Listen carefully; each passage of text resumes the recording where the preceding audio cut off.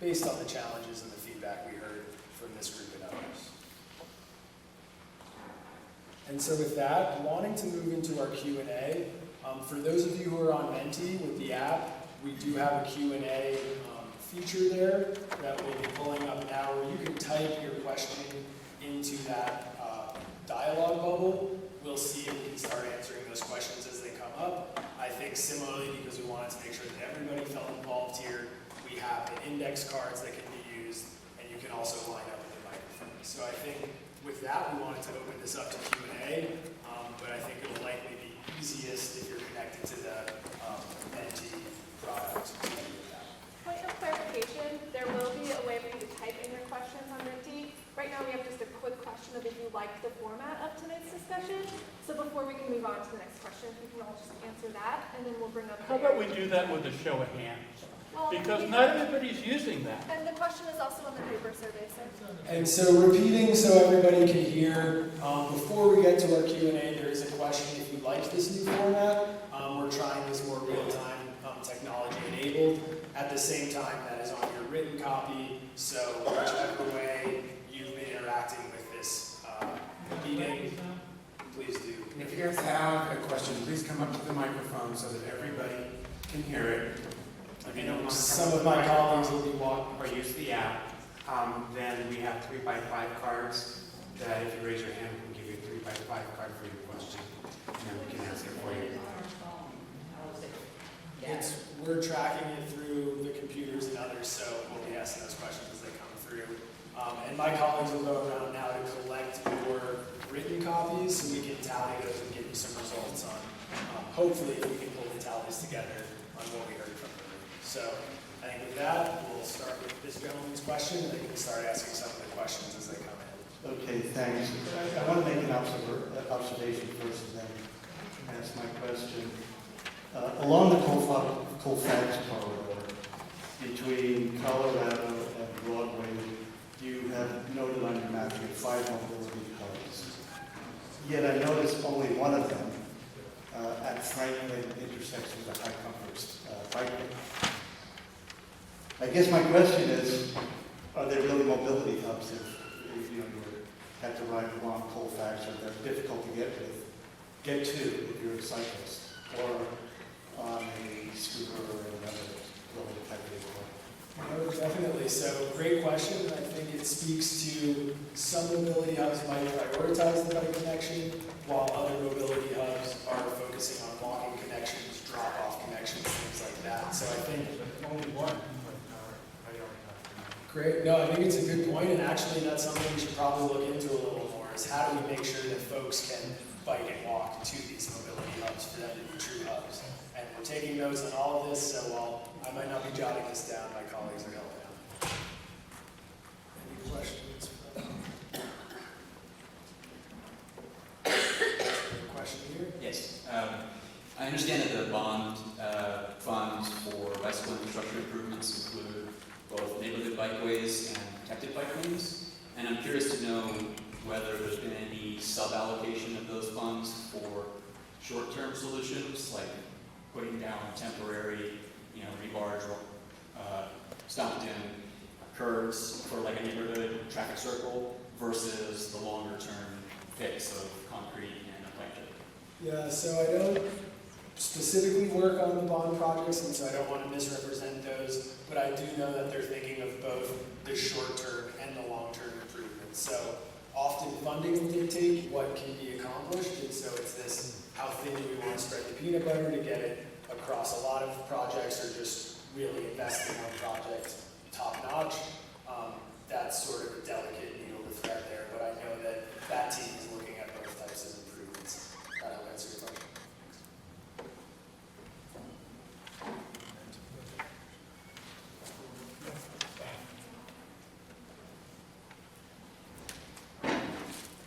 Do you want to answer? I have a question for you. Sometimes it snows in Denver. Sometimes they plow. And they usually push the snow into the bike lane. And it usually hangs around for a long time. They also push it out the curbs where the pedestrians need to cross. And it's hard. So I don't see any talk about working with the the snow removal department about how to handle these things. It does create traffic calming, I can tell you that. Yeah, no, I think, great point. Not sure of the question, but I think I would agree that snow maintenance and removal is something that historically we may not have been the best at with, but currently with all our new bike facilities we're building, making sure we can maintain those in the winter is a key focus. So we bought some new resources, we have better snow removal plans. My hope is that each year it gets better, but I've had similar experiences with you that, right, it's often these standard bike lanes are the easiest to fill up with snow and just plow over, whereas the more separated bike lanes are a little easier to clear up. So, I'm just wondering why you haven't taken a survey of the people who live in Congress Park and the homeowners in Congress Park as to whether they want bikeways on the residential streets. And if you did take that survey and it showed that the vast majority don't want that, would that make a difference? we did a lot of surveying throughout this process, and so while it was targeted at the entire area, we have segmented those by neighborhood. I didn't, again, due to time constraints and making sure we left enough time for Q&A, I didn't belabor that here, but it did show that there was overwhelming support for these sorts of So the view is that there's overwhelming support from people who live in Congress Park for the bikeways that are being proposed and that are going into place? According to the survey that we conducted to answer your question, it generally guided us towards the recommendations that you've seen today. Or was there a survey of people living in Congress Park about the bikeways being in Congress Park? Yes, this survey was conducted. I didn't see that. I don't think your results are accurate. I mean, I could be wrong, but it would be really helpful if you actually did a real survey, got real input from the people who live in Congress Park. Thank you. And so we're now pulling up some of our real-time questions. I think we'll honor the folks who are waiting already, and then we can start getting to some of the ones you guys typed in. Thanks. So I just wanted a little more clarification because there's proposals for a variety of different types of specifically east-west bikeway improvements, and it sounds like there's not clarity around if the recommendation is for quality over quantity or the hybrid. So for example, are we trying to provide lots of options of a variety of ways to cross east-west and maybe adding in some additional options for what we have now? Or are we focusing on making really high-quality protected bike lanes on a few things, which means you could travel further north or south, but you get to a really good thing rather than having a many thing? Yeah, no, I think great question. We're leaning towards the latter. How do we build those high-quality things that, the example I always give, you want to take your parents on or your kids on? And so that's really the focus right now. Sometimes there are budget constraints, but I think the commitment from the city right now is how do we build the highest quality things possible. I would say, right, sometimes that's we try to do the quicker version first and then work towards the more costly, high quality one later, so we can thoughtfully approach that, but we want to make everything as safe and good as possible.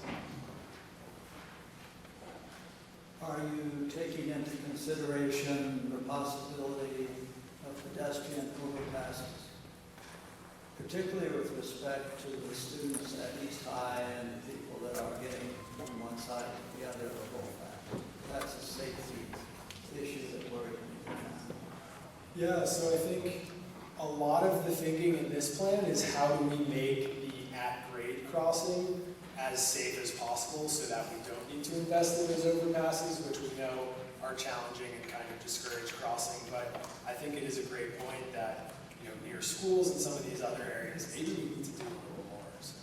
And along similar lines, I've seen quite a bit about strategic planning. Are you going to be discussing tactics at any point in the future? Yeah, so we will get into more detail on that once we release our draft plan in the not too distant future. But currently, this was just kind of a quick copy and paste of those sorts of things. So I'll pause and take one question from this, and then we'll resume the folks waiting. So it looks like one at the top is, are you going to show the results of the submitted answers? We're working on tallying those right now, so our hope is yes. And I'd say maybe one other, does the plan address the question on the way? What are you doing to engage younger and more diverse community members than those that are represented in the room. So I think a good point, we know that certain meetings can be difficult to attend if you're tending to a family or working multiple jobs. And so I think this is one where, while this is one piece of input, we certainly want to value everyone's comments from this room. We have done significant input, talking to people, riding the buses, meeting people on the streets, having events around dinner time where we provided food for folks, so it's easier to bring the kids.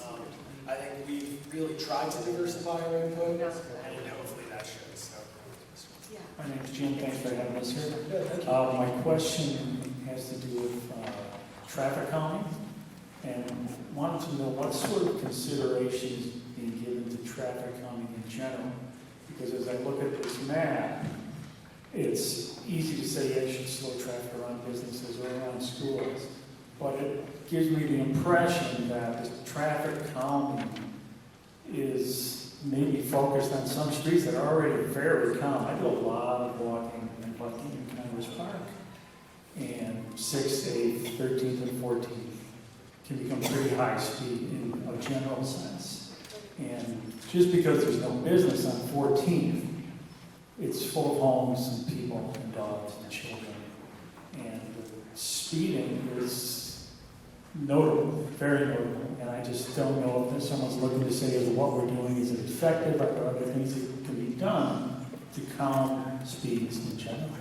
Yeah, so I think great question, and it's worth saying again, future studies would look into these sorts of things because I think with the limited funding we have in the city, we want to make sure that each dollar is helping improve safety as much as humanly possible, whether that's proactive safety or reactive, unfortunately, when something's gone wrong. But I'd say that, again, this plan is really setting that higher term or higher level vision to say, in the next 20 or so years, is this important? Should we prioritize it? But then often a future study would provide the details of, well, for example, that bubble touched 2 really great streets. We don't need to worry about that, but it's the 13th and 14th within the bubble that we do need to focus on. So, great. I think I might take one from this and scrolling. What are the traffic calming plans for 12th and Clayton? Possibly a stop sign in there in the eastern part of the intersection.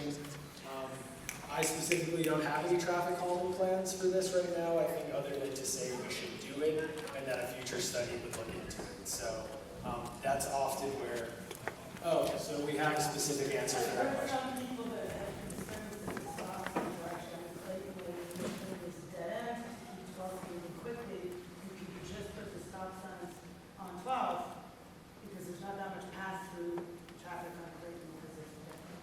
Okay. Yeah, so I think Other way. repeating the question so everyone could hear that, making sure on that specific one of Clayton and 12th, perhaps we should flip the stop signs. I think those are the best types of traffic calming because they're cheap and affordable. Does that make sense? A future study would have to look into it. I think if the way there. Since you said that the Garfield Street is already a deal done, I assume that there is details and drawings of what is going to be implemented. I'm a civil engineer, and I do live in Garfield Street, so I'm really curious about what is going to be done. Where can I access that information? Yeah, so if you go to the city website, I think honestly going to Google, if you type in the Garfield Neighborhood Bikeway, there are design documents, kind of plans, all the past meeting documents, things like that. So I think start there, and if that doesn't help, I already looked at that. It's very thousands of pages, hundreds of pages, but not the specifics when something is already, something is going to be implemented. That's what I was asking. Yeah, I think maybe we can chat one-on-one later, but I know we've posted some of the design documents for folks, but I want to make sure that we're connecting folks with the right info. So I'm going to read one of these questions, and I'll take the next gentleman question there. So it's protecting bike lanes on 7th with a barrier seems excessive. That will make an extra layer of road debris. The bike lane is, in its current condition, is fine the way it is. So not quite a question, I think good observation. Unfortunately, when bike lanes don't have protection, people can get hit by cars, and so what we're thinking on 7th would maybe be if you slide the parking out, then people can bike between the parked car and the curb. Again, I don't want to say that that's exactly what will happen because a future study will look into that before making any changes. This gentleman's question.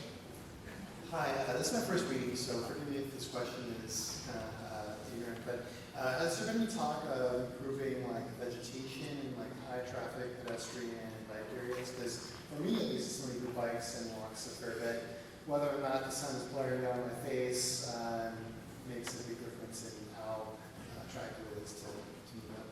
No, and that's a great point. That the answer is yes. And so the quality of life section is what really details that, of how do we add more tree canopy, how do we make sure that where trees are getting older, we have newer ones that we're putting in, how do we fill small spaces and large spaces with just more green, because that's great. So I went kind of quickly through it in this, but you may have seen some recommendations that said see quality of life. We have a little interplay where we say, we want to make this traffic calming improvement that might carve up some space that we could dedicate to green. So we heard it loud and clear from the community that's important, and we tried to prioritize it. Yeah, thanks for the question. Another question here, are parking lanes lost when bike lanes are added? Please describe for each type of bike lane. So again, this is one of those, there isn't a general yes or no to all of it, and I think it's a specific trade-off that we were trying to get at with that question, right? Would you rather lose a parking lane? Would you rather lose a travel lane? If that's the case. On some streets, it can fit the way it is, or similar to the neighborhood bikeway, you don't need to lose either or for that to exist. So I think hopefully that helps answer that person's question, but I'm happy to provide more details later. Hi, I've lived in Congress Park for over 30 years now, and I've seen plans come and go. And my question for you is, how are you going to incorporate any of our feedback? I've seen a slide where you extol your virtues because you removed a typo about 7th Avenue. If we tell you we don't want something, does that make a difference to you?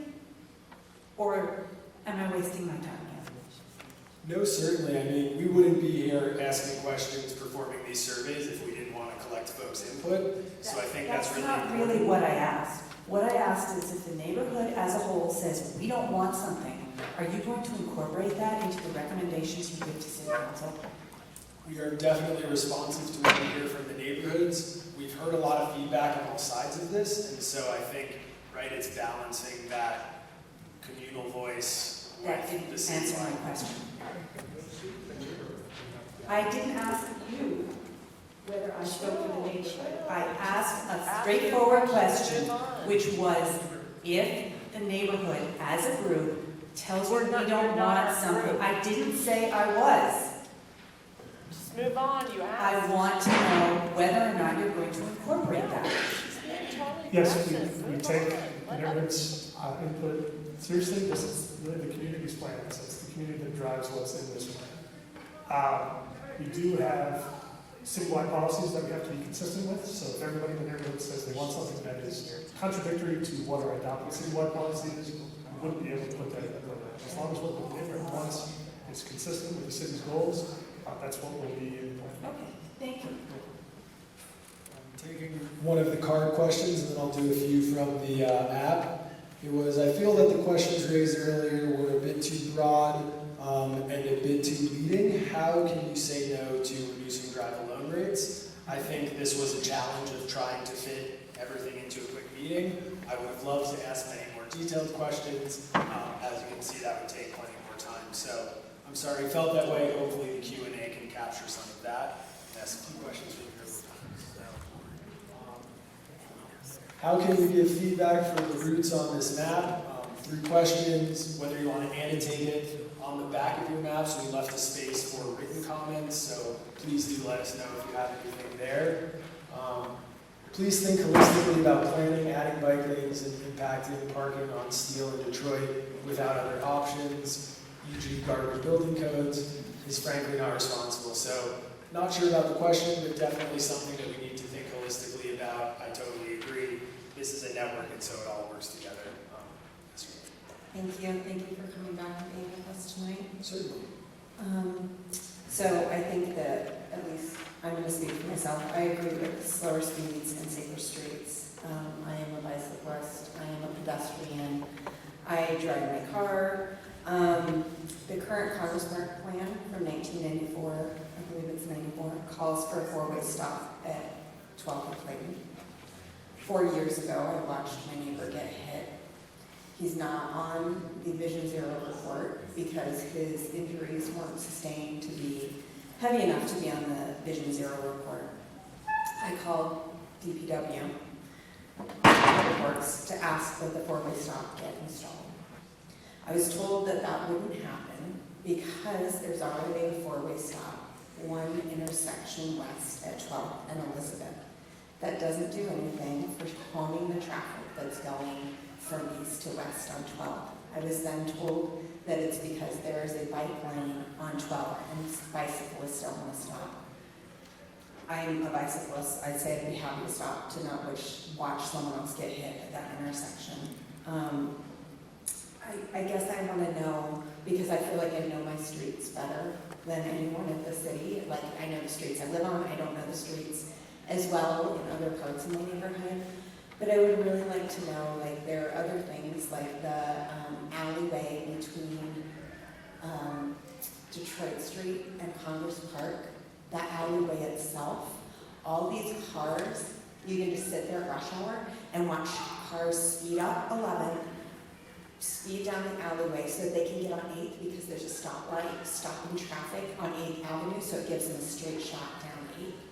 And so people speed along that alleyway when, you know, that's the back of people's houses. And so there are little things like this that I think that could really play into knowing where the bikeway should go, also knowing that the bikeway improvements for East High are going on Elizabeth between 16th and 17th, and so having a bikeway jump off on Detroit and Colfax and the BRT doesn't connect there, having a bikeway that doesn't connect at City Park on Detroit because the connection point for Denver Parks and Rec is at Steele and is at Elizabeth. These little things about living in the neighborhood and bicycling around it are things that I think that neighbors could really contribute to the plan.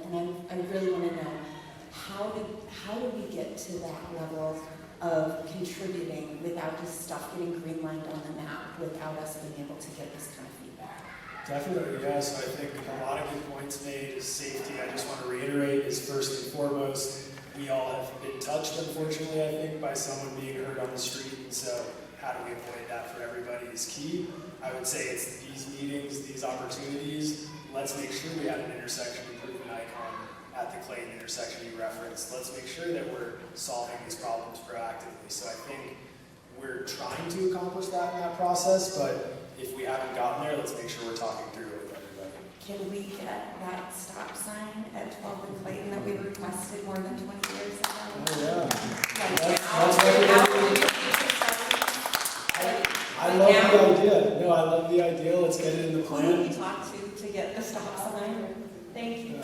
We can get in the plan for you. She can contact folks. So another question here on the card, and then I'll do a few more on the computer.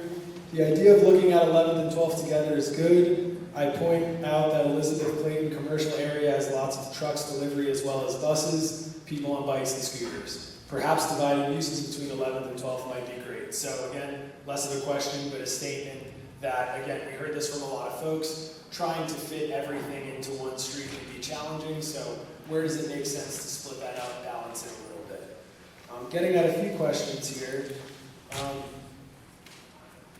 What is the purpose of the Steele Street bike lane? It doesn't lead to East High, rec center, mobility hubs, etc. I look at moving to main arteries.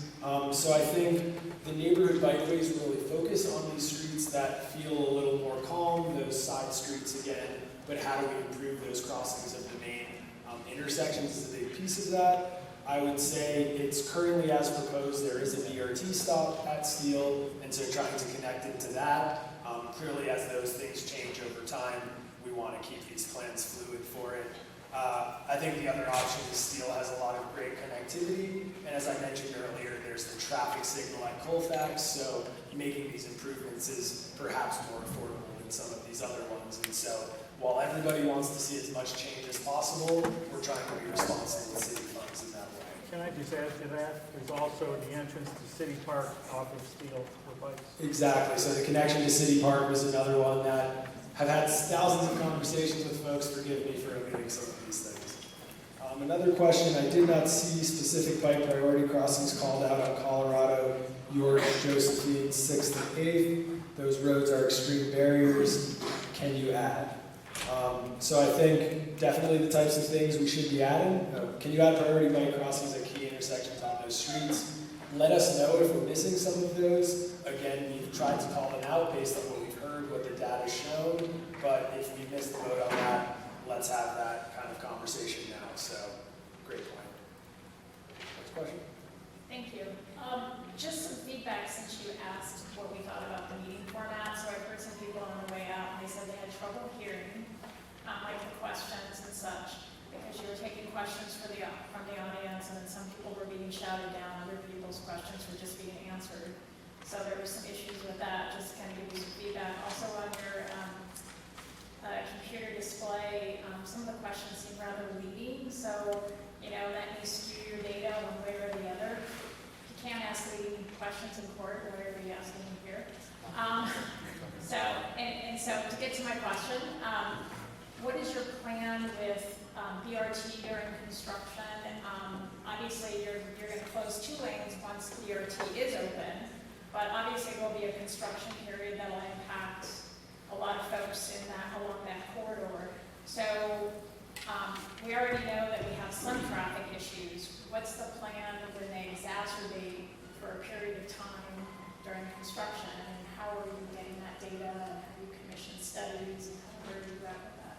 Yeah, so thank you for the feedback and great questions. So again, we are not the ones working on the BRT project, so we will not be working on the specific mitigation, but I can promise that any one of these large federal projects requires a large mitigation study. That's starting with the NEPA process, which is the Environmental Policy Act, and so making sure that the spillover that maybe happens during construction is manageable will be a key piece of that, but I don't want to speak to it because that really isn't what we're working on, so And I don't want to misrepresent it. you're aware that Aurora isn't doing the BRT because they're worried about traffic and that spillover as sort of a permanent situation, not just during construction and displacement that occurs with that.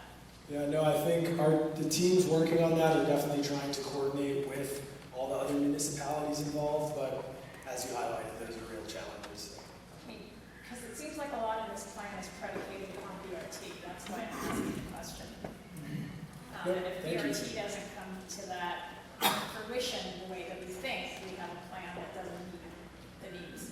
No, certainly, and I think hopefully can calm you to know that BRT is something our city and our voters have committed to, and so while separate from this effort, something that is going forward, and we'll have many rounds of input as the design goes forward and happens, so I think that would be a great place to make sure that they're thinking about the spillover and those types of processes, so hope that was helpful.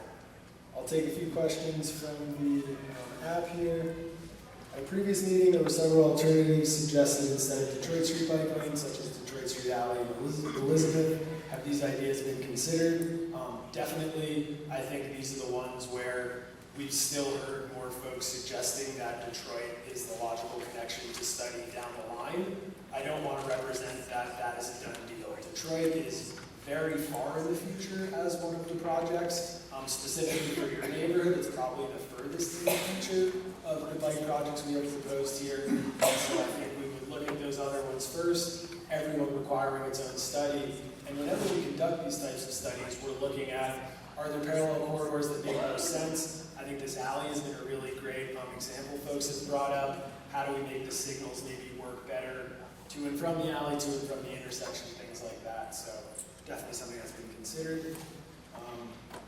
I live on St. Paul and think the bike path may slow traffic. I cannot figure out why anyone would object to having high comfort bikeways on their street. The benefit is slower traffic. So I think precisely right.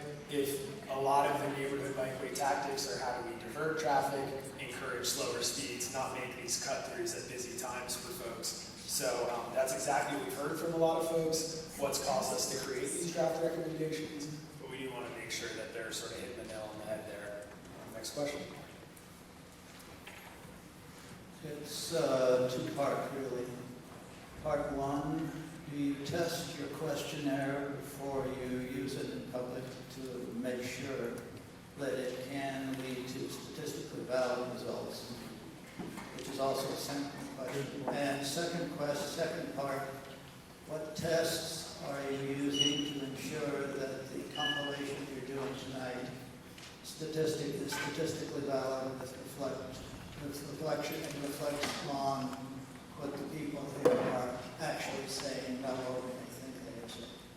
Yeah, so I think the question again about how we get to statistical significance, it's often challenging, and I think anyone who's conducted research knows that. Those are often very involved academic studies to kind of get statistically significant correlation.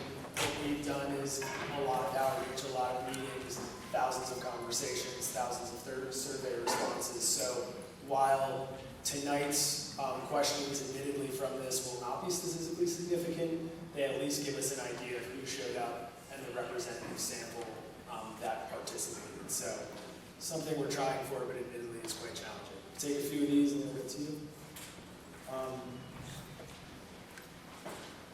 Yes, that one.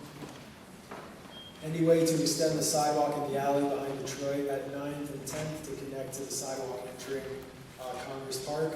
So I think those are the certain types of things we were referencing when the gentleman mentioned how currently along Congress Park, just south of the pool and north of the park, that doesn't go through. And so how do we help make some of those connections are the types of things we want to look into here. So. And we have further clarification. It's considered Tier 2 sidewalk build-up because Tier 1 is on the high entry network. So it is at the top of the line for Tier 2. We've already been in contact about it, but it's not Tier 1 because tons of people have gotten hit by cars, which is a pathetic thing to say about our sidewalk system. But yeah, thank you for that. No problem. Can you repeat that? Next question. I guess first of all, I'd just like to say thank you all. I recognize this is really hard. It's hard to see a whole bunch of feedback, and I appreciate the effort and the way you guys put this together. I think my question, there's been a few about, so we live on between 13th and 14th on Clayton. We see a lot of East High School kids using our alley as a way to get to school. And so I guess I'm curious if you guys have thought through, and a couple of questions alluded to this, sort of the idea of green alleys or activating alleys and really using, particularly I think the alley between our house and Detroit, which is used today as a pedestrian walkway to get to Congress Park. That as a way to, A, potentially alleviate some concerns around the high comfort bikeway on Detroit, and or sort of further make safer a route that folks are already using today as a pedestrian and bike route. Yeah, no, that's a great question, and it is a recommendation we make in this plan of how do we rethink our alleys to do a little more than just move utilities or park somebody who lives directly on that street.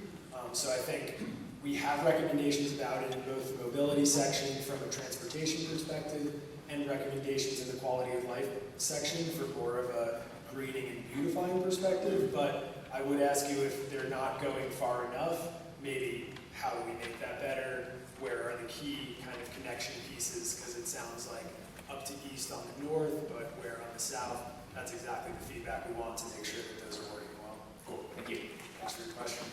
Take a few more of these.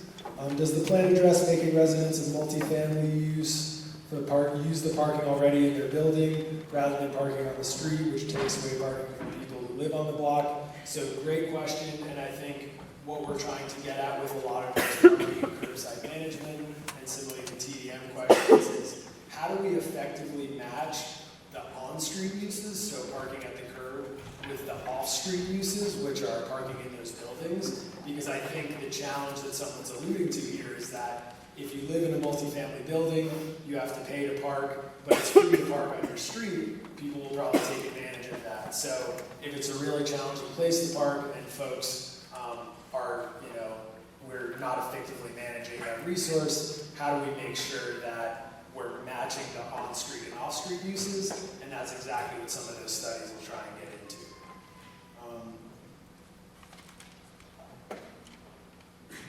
How does the city reconcile the desperate need for climate mitigation while continuing to give so much weight to the desires of people's and single occupancy vehicles?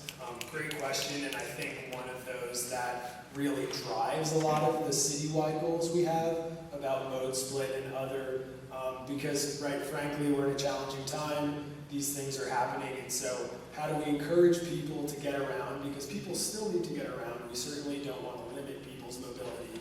It's quite the opposite. How do we make it easier for folks to get around in these modes that are both more space efficient, but then also more environmentally efficient with all the carbon emissions and things like that. So I think great point, and really underlying in a lot of the work we're doing. So again, our goals still do say that probably about half of folks getting around in cars makes sense and can help us get towards that, but how do we really focus on the other half of folks getting around in other more sustainable ways? So, question for Mr. Long?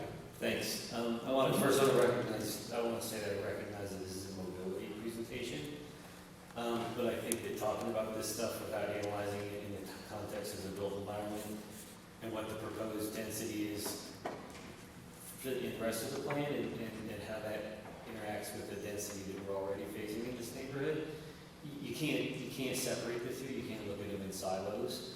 And so, just first, I want to say the two things that I heard that kind of struck me, if you think about that as a whole, are this transformative streets thing. And I appreciate that you described Colorado Boulevard as transformative. That's not the adjective I would use.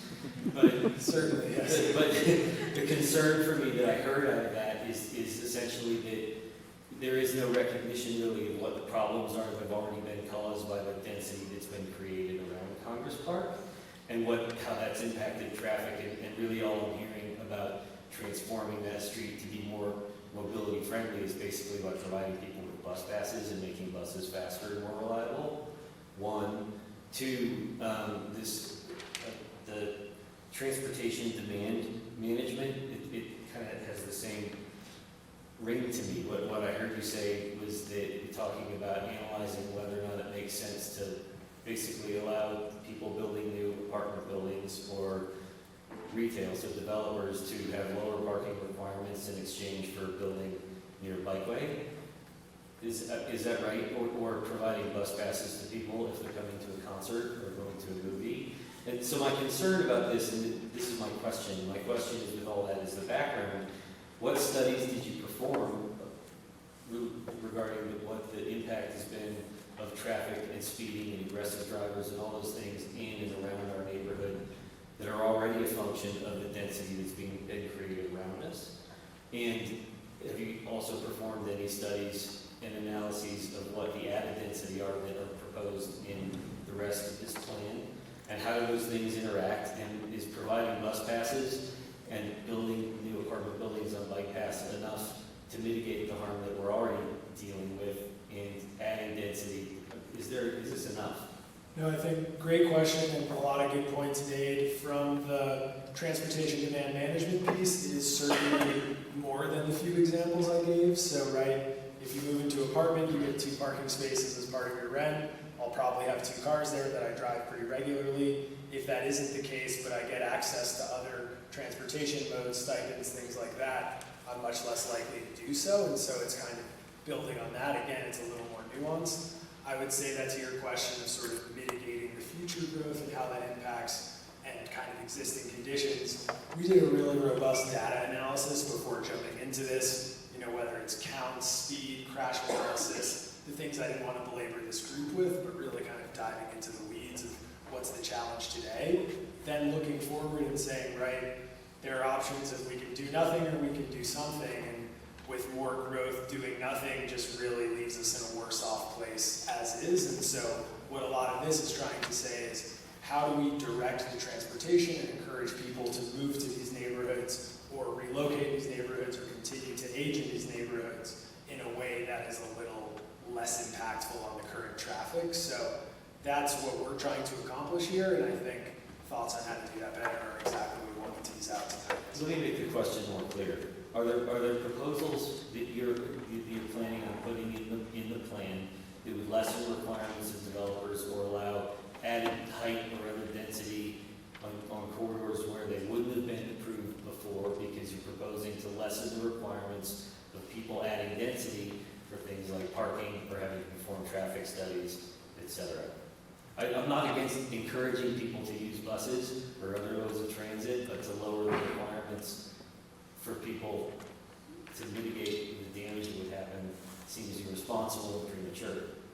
Certainly. So I think answering a more direct question, it's one of these where we have recommendations for how we can kind of mitigate it and kind of guide those sorts of things. This is not a policy change document that will be making any changes to the zoning code or things like that immediately. So while it's one that we make recommendations towards, it isn't exactly what we're trying to accomplish. And I think it looks like Scott has something. Yeah, thanks, Jason. So, as you pointed out, this is the mobility meeting we're going to meet. Sorry about having to reschedule the meeting that was scheduled for last Thursday. For those folks who were trying to come to that, we're working on getting that rescheduled. And we'll have more discussion of land use and density issues at that meeting once we get that rescheduled.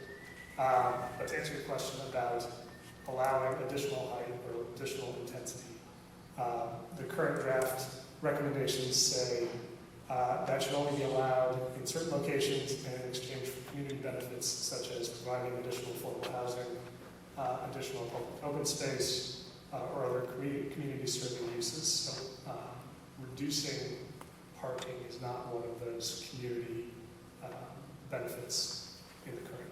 Okay. I asked if that was one of the things you mentioned. Yeah, so it's a separate thing. We're encouraging people to do transportation demand management and encourage alternative modes of transportation, but that's not going to let you get additional height. That's not the trade-off. Okay, thank you. Thanks for your question. I'll take a few from this, and we'll get the next gentleman.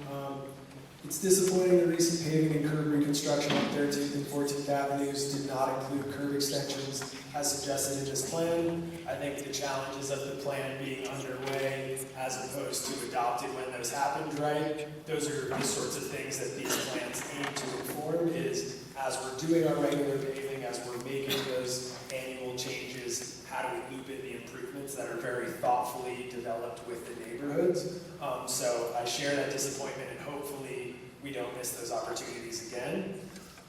Another one, the foundational notation that everyone is able to bike, buy a bike, or can live by bike is deeply flawed and frankly delusional. Eliminating parking, hindering traffic, and doing all this because city planning has been poor up until this point. Expletive, so suppose that's not quite a question, but I think it's rather this example of we don't anticipate that everyone will bike, we don't anticipate everyone will walk, frankly we don't anticipate that everyone will drive. It's sort of this more balanced transportation system, and I think one example I'd like to give is recently helping a loved one actually who was getting to that age where they could no longer drive, and so helping them learn how to use the transit system and also helping them learn how to use ride-sharing apps was really useful to expanding their mobility, and so I think it's how do we make it so folks can safely age in place, walk to that local transit stop, and not have to feel unsafe because of how they're getting around. It is more of a balanced system than what we have currently where a lot of folks drive alone and that's not quite sustainable either. The other one I'll see here is how would the 9th Street bike lane connect to Detroit from York? So I sort of alluded to this. Likely we're proposing the most direct route, which would be right there in front of the pool, but again, these are the things that future studies would look into. The engineer in the room would know that there are things of grade and other challenges that would likely go into this design. So what this plan is really trying to say is 20 years from now, is this line on a map worth exploring? If not, is there another one that helps us meet our goals as well? That's really what we're trying to get there. So I'll take the next standing question. Hi, thanks. So just looking at this map, and again, I wasn't here for the beginning of this, but these high comfort bikeways, they seem to be on streets that are pretty wide that cars feel a lot of license and move very quickly on. Are these high comfort bikeways necessarily going to be physically protected, or is it going to be the kind of thing where it's like, well, there's a lot of space in the street, so we felt like we could put in a bike lane, even though it really doesn't feel safe for me as a biker to be on those lanes? Yeah, so it's with the high comfort bikeways, they'll sort of have the version that matches the street that on a more local street with slower speeds and lower volumes, it probably won't be very protected except for maybe at the intersections where you need to. but that's stepping up to the protected bike lane and multi-use trail, making sure that we have separation. I think historically it was more of that approach of let's do what we can fit because something's better than nothing. We've actually found out that might not always be the case, and so how do we build the best thing that encourages folks has really been a focus here. So striving for more, and I think this plan really tries to shoot high there. I have a question that has nothing to do with transit or cars or bikes or parking. I might not be able to help. No, the question is about sidewalks, Okay. which is clearly mobility. And I think the city, at least in Congress Park area, they've done a great job of making accessible curbs, wheelchair accessible. But the irony of all that is you can get up the curb, past the curb, and then you're in a series of concrete multiples and cracks and holes. So for those people that are in wheelchairs or have other disabilities, I really feel for them. And, you know, like I said, it's kind of ironic. Is there anything being done to address the condition of sidewalks? Exactly. No, and I think that's a great point. And hopefully, I'm not sure if you're familiar with our sidewalk program that's sort of happening citywide right now. In the past few years, for the first time in city history, really, we've started both putting some funding towards building new sidewalks and providing some financial assistance to homeowners to fix their cracked sidewalks. So this is one that, admittedly, it's new waters and we're figuring out where dollars can be best spent, but I think it's exactly that, that if somebody doesn't feel safe rolling in their wheelchair, using another mobility device, or just walking slowly for whatever reason they may have a disability, we want to protect those folks the most first, because when you build a city that's really accessible, it often works for folks who can get around a little more easily. So again, something we didn't want to focus on too much in this plan because there is a citywide program, but we do point to it and say, follow that program, continue going there. I'm going to take a few online questions and then we'll get to the gentleman. Please do not remove neighborhood parking for a bike lane. We got it. I think that's a question for the trade-off there. So whether it's when something has to give, would people rather lose the travel lane than the parking lane? Those are conversations we can have, so definitely note that. How can we get feedback from the routes on the map? Please fill out on the back of your map. There are some questions there, or rather fill-in space there. And then I think I have asked several of these so far, so we'll go to them. I think concern has already been expressed about the style of the questions and their inherent bias. There are a lot of questions that are of the genre, are you in favor of clean air? And you also have alluded multiple times to data that has been collected. Can this data be shared? And if not, why not?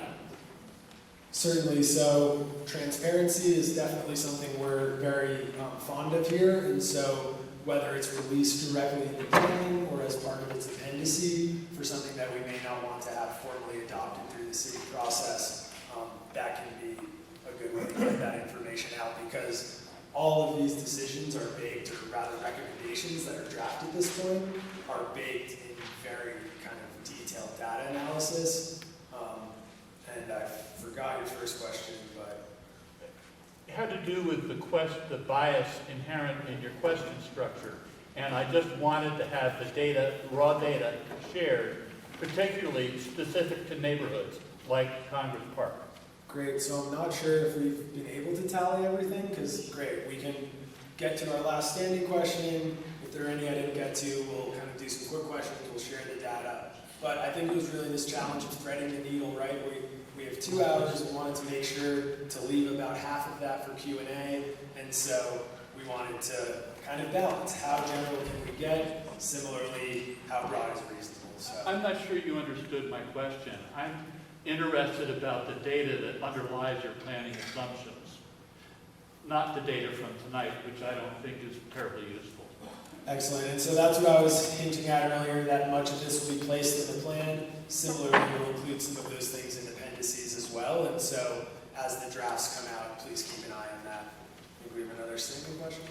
Hi, my name's Katie. I live in this neighborhood and I don't own a car, so we exist. Thank you for having this meeting. And I think my question is about prioritizing what the priorities are in the plan and when there's feedback at meetings like this or further meetings where more specific designs are held, is priority given to the proven safest plan, and then other feedback is also incorporated, or can feedback about, I don't want to remove a parking space for my private car, overrule someone's life, for example, at a stop sign? Certainly, so great question, and with Vision Zero passing, it was really a statement from the city of no single thing is more important than somebody losing their life, and I think we can all agree that to not have to lose a loved one or have somebody hurt, which unfortunately we've probably been touched by here, is really important. And so at the highest level at the city, Vision Zero and eliminating those serious traffic crashes and deaths, which unfortunately we're trending in the wrong direction right now, have been a serious focus. So I think that's very key. At the same time, we do want to make sure that we're including folks' input, so trying to figure out the right project, and probably a common theme of the night of how do we meet those citywide goals in a neighborhood and area sensitive way. So I think it is a bit of a balance, but not compromising safety for other things has been really a focus. So we have one more question, and I know we're about at time, so we can take this question, share our results, and then I'll hang out a little bit afterwards if folks have kind of one-on-one interest they want to chat. And this question may be more towards our neighborhood organization. I just had an amazing conversation with someone who on the surface has an opposing viewpoint for me, and when we got into the conversation, we actually both want the same things. And I feel like there's a lot of maybe misunderstanding about what the plan looks like when we put it in place. And I know at the beginning we were, the high comfort bikeway and the definitions of neighborhood bikeway versus a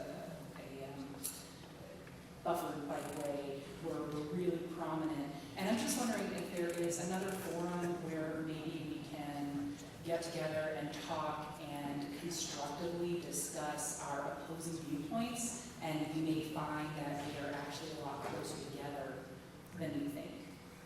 I think that's an excellent statement, and I'm glad that was the last question asked, because I frequently will see in these meetings when neighbors who maybe thought they disagreed come to a similar agreement, find that mutual benefit that they're in the same place on. So I think we hope to do a lot of that truth setting today by just specifically copying recommendations as they are currently drafted, but that we've left opportunities to this group and others for future opportunities to weigh in and have those dialogues. So whether it's smaller groups or different settings or different formats, for some of you who have been to other meetings of ours, we tried a different format tonight to try and make everybody feel heard, very inclusive to all viewpoints. So I think we're open to feedback. I'm glad to hear you had that conversation.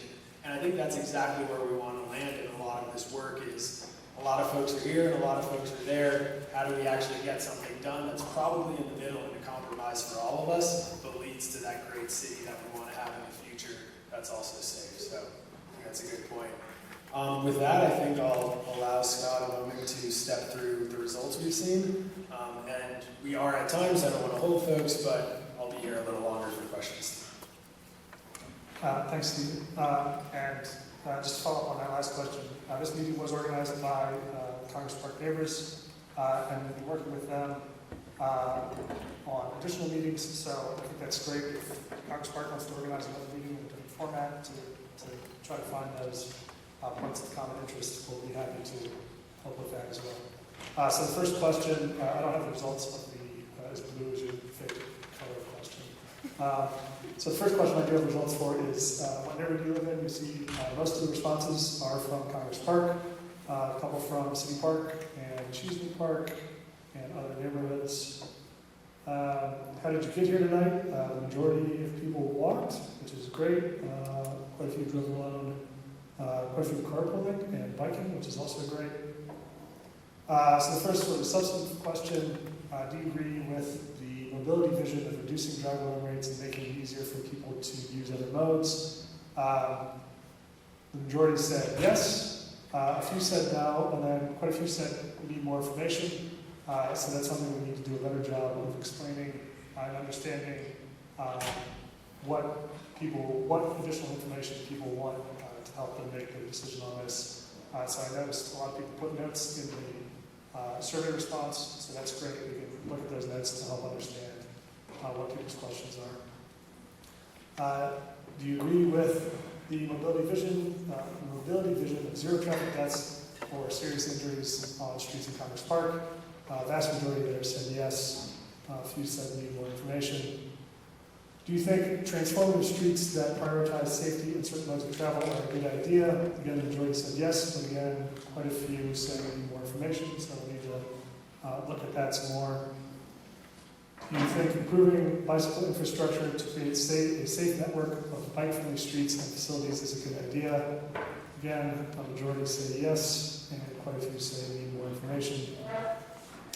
Do you think improving intersection and crossing safety for all modes is a good idea? That one had a pretty strong yes response, although there's still a few no's and we need more information. Do you think concentrating mobility amenities near transit stops and stations is a good idea? Also, fairly strong yes, but quite a few need more information. Do you think calming traffic near schools, health facilities, recreation centers, and commercial areas is a good idea? 48 yes, 4 no, 14 more information. Do you think more efficiently using curbside space for community needs is a good idea?